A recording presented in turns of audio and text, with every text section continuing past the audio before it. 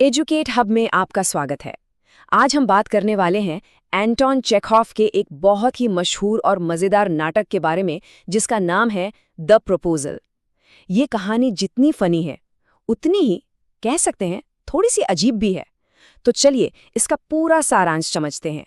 तो कहानी में गोता लगाने से पहले ये समझना जरूरी है कि आखिर ये नाटक किस बारे में है, इसकी पृष्ठभूमि क्या है और वो कौन सी बात है जो इसे आज भी इतना मजेदार और यादगार बनाती है।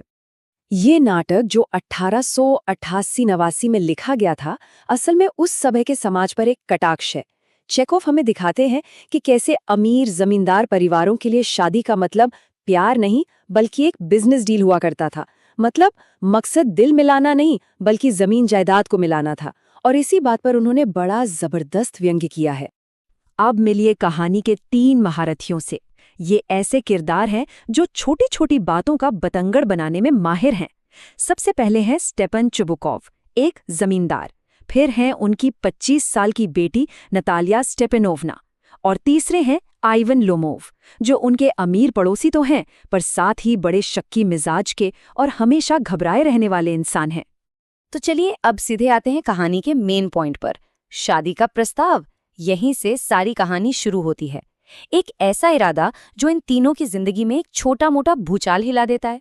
तो होता यूं है कि लोमोव बढ़िया सूट बूट पहनकर अपने पड़ोसी चुबुकोव के घर पहुंचता है। अब जाहिर है वो कोई मामूली हालचाल लेने तो आया नहीं है। उसके आने का एक बहुत बड़ा मकसद है और वो मकसद है चुबुकोव की बेटी नतालिया के लिए शादी का प्रस्ताव रखना। तो होता यह है कि लोमोव, जो पहले से ही घबराया हुआ है, काफी हिचकिचाहट के बाद हिम्मत करके अपने आने की असली वजह बताता है। उसकी बातों से साफ पता चलता है कि वो कितना ज्यादा नर्वस है। और जैसे ही चुबुकोव ये सुनता है, अरे वाह, उसकी तो खुशी का कोई ठिकाना ही नहीं रहता। वो फौरन लोमोव को गले लगा लेता है, उससे अपना बेटा और फरिश्ता तक कह डालता है। वो ये भी कहता है कि वो तो कब से इस रिश्ते का इंतजार कर रहा था। और बस ये कहकर वो दौड़कर नतालिया को बुलाने चला जाता है। तो माहौल तो एकदम बढ़िया बन गया है ना? पर कहानी में ट्विस्ट तो अब आने वाला है। जो एक रोमांटिक और खुशी का पल होना चाहिए था, वो अचानक से एक बेतुकी लड़ाई में बदल जाता है। और लड़ाई की वजह एक जमीन का टुकड़ा। शादी की बात वो तो समझिए कि साइड में ही रह जाती है। होता यह है कि लोमोव यूं ही बातों बातों में ऑक्सन मिडोज नाम की एक जमीन का जिक्र करता है और कह देता है, हाँ वो मेरे ऑक्सन मिडोज।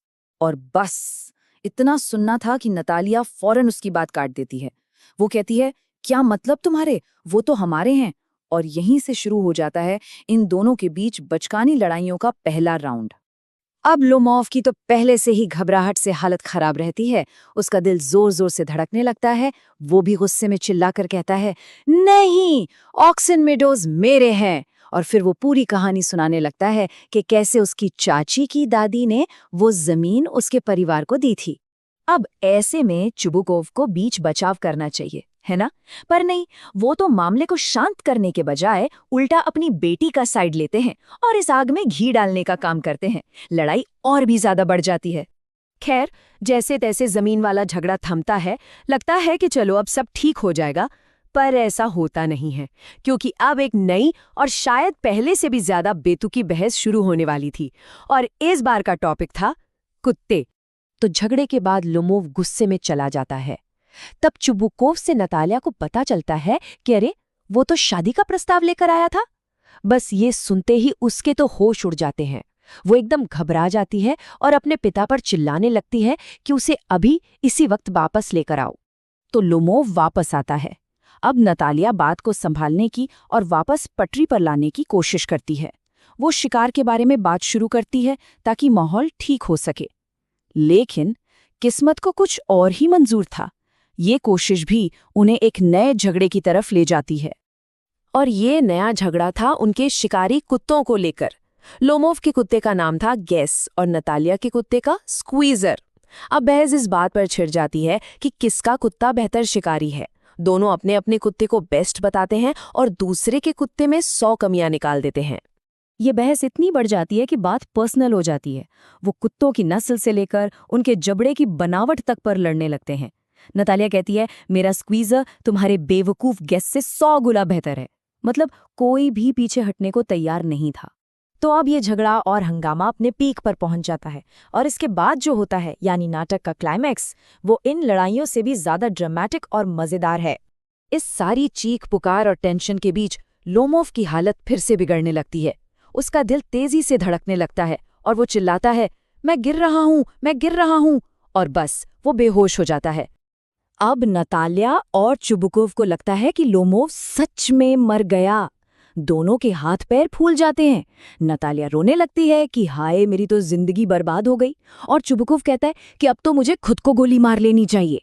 मतलब पूरा मेलोड्रामा। लेकिन लोमोव मरा नहीं था, वो बस बेहोश हुआ था। जैसे ही उसमें थोड़ी सी हलचल होती है, चुबुकोव को मौका मिल जाता है। वो 1 सेकंड भी बर्बाद नहीं करता। वो फौरन नताल्या का हाथ पकड़कर लोमोव के हाथ में थमा देता है और कहता है, जल्दी करो, शादी कर लो। और मजे की बात यह है कि वो दोनों हाँ तो कर देते हैं, पर उनकी कुत्तों वाली बहस तब भी चल रही होती है। तो आखिर में होता क्या है? शादी हो जाती है। क्यों?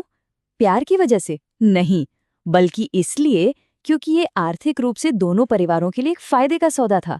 इस बात से कोई फर्क नहीं पड़ता कि उन दोनों की आपस में एक पल भी नहीं बनती, और ऐसा लगता है कि उनकी ये लड़ाइयाँ शायद शादी के बाद भी चलती ही रहेंगी। और यहीं पर ये नाटक हमें एक बड़े सवाल के साथ छोड़ देता है कि आखिर एक प्रस्ताव का असली मतलब क्या है? क्या ये प्यार का इजहार है या फिर सिर्फ एक सौदा?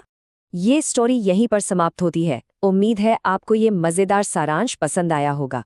ऐसे ही और भी दिलचस्प कहानियों और सारांश के लिए एडुकेट हब को सब्सक्राइब करना बिल्कुल न भूलें।